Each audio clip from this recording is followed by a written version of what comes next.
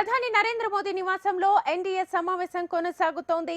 సమావేశం అనంతరం రాష్ట్రపతి ద్రౌపది ముర్మును ఎన్డీఏలోకి మిత్రపక్షాలన్నీ కలిసి ప్రభుత్వ ఏర్పాటుకు ఆహ్వానించాలని కోరనున్నారు.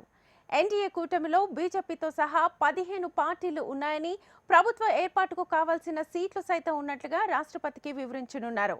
రాష్ట్రపతిని కలిసే వారిలో మోదీ, నడ్డా, రాజ్నాథ్, బాబు, పవన్, నితీష్, చిరాగ్ సహా కూటమి నేతలు ఉన్నారు.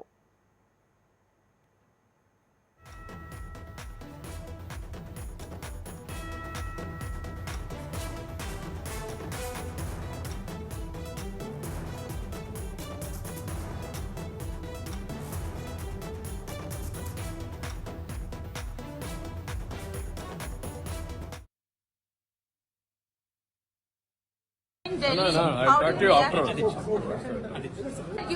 How do you, sir? Today you are in Delhi. No, I'll talk to you after. How do you, sir? Today you are in Delhi. No, I'll talk to you after. How do you, sir? Today you are in Delhi. No, I'll talk to you after. How do you, sir? Today you are in Delhi. No, I'll talk to you after.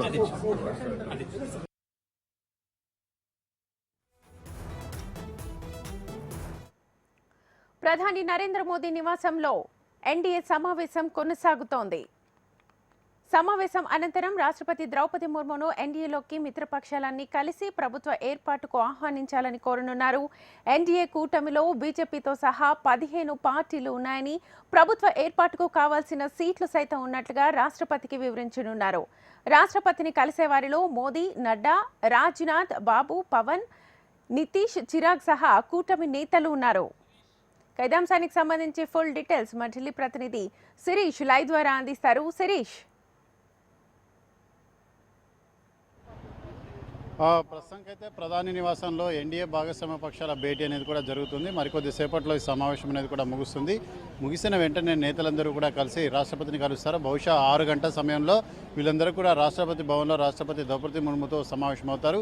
NDA భాగస్వామ్య పక్షాల సమావేశంలో ప్రభుత్వ ఏర్పాటుకు సంబంధించి తీసుకునే నిర్ణయాన్ని, దానికి సంబంధించిన మద్దతు లేఖలను కూడా రాష్ట్రపతికి అందజేస్తారు.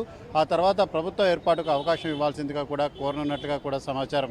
ఇప్పటివరకు కూటమికి సంబంధించిన నేతలందరూ కూడా ప్రధాని నరేంద్ర మోడీ ఆధ్వర్యంలో ప్రభుత్వ ఏర్పాటుకు దాదాపుగా అంగీకరించినట్లుగా కూడా తెలుస్తోంది. ఆయా పార్టీల నేతలు తమ తమ డిమాండ్లను నరేంద్ర మోడీ ముందుంచినట్లుగా కూడా తెలుస్తోంది. సాయంత్రం 6 గంటల తర్వాత, అంటే రాష్ట్రపతిని కలిసిన తర్వాత బీజేపీకి సంబంధించిన పార్లమెంటరీ బోర్డు సమావేశం అనేది కూడా జరుగుతుంది. పార్లమెంటరీ బోర్డు సమావేశంలో ఈ ఎన్డీఏ భాగస్వామ్య పక్షాల సమావేశానికి సంబంధించిన నిర్ణయాలన్నింటినీ కూడా చర్చించారు.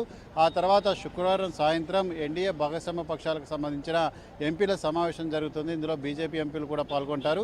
ఆ సమావేశంలో నరేంద్ర మోడీని తమ లోక్సభ పక్ష నేతగా, లేదంటే ప్రభుత్వ పక్ష నేతగా ఎన్నుకుంటూ ఒక తీర్మానం అనేది చేస్తారు. 8వ తారీఖున సాయంత్రం 8 గంటలకు ప్రభుత్వానికి సంబంధించిన ప్రమాణ స్వీకార కార్యక్రమం అనేది కూడా ఉంటుంది. 9వ తారీఖున చంద్రబాబు నాయుడు ప్రమాణ స్వీకారం చేయనున్న నేపథ్యంలో అంతకంటే ఒకరోజు ముందుగానే నరేంద్ర మోడీ ప్రమాణ స్వీకారం చేయబోతున్నట్లుగా సమాచారం. అయితే 9వ తారీఖున ఏదైతే చంద్రబాబు చేసే ప్రమాణ స్వీకార కార్యక్రమానికి నరేంద్ర మోడీతో పాటు కేంద్ర మంత్రులు కూడా హాజరు కానున్నట్లుగా ప్రస్తుతానికైతే సమాచారం అందుతోంది. ఇక ప్రధాని ప్రస్తుతం ఆపద్ధర్మ ప్రధానిగా పిలుస్తారు. ఆపద్ధర్మ ప్రధాని మోడీ నివాసంలో కీలక సమావేశం జరుగుతుంది.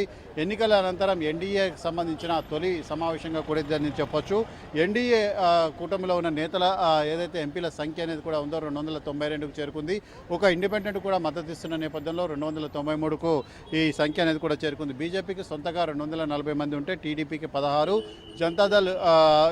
జనతాదళ్ యునైటెడ్కు 12, శివసేన ఏక్నాథ్ షిండే వర్గానికి 7, అదేవిధంగా ఎన్సీపీ అజిత్ పవార్ వర్గానికి 1, లోక్ జనశక్తి రామ్విలాస్ పాస్వాన్ వర్గానికి 5, జనతాదళ్ సెక్యులర్ 2, జనసేన 2, అదేవిధంగా అస్సాం గణపరిషత్కు 1, Hindustani Awami Morcha 1, Apna Dal 1, united people's liberal 1, all Jharkhand students union 1, Sikkim Krantikari Morcha 1, మొత్తం 292 మందికి సంబంధించిన ఏదైతే ఈ పార్టీలకు సంబంధించిన మద్దతు లేఖల్ని కూడా అందజేస్తున్నారు.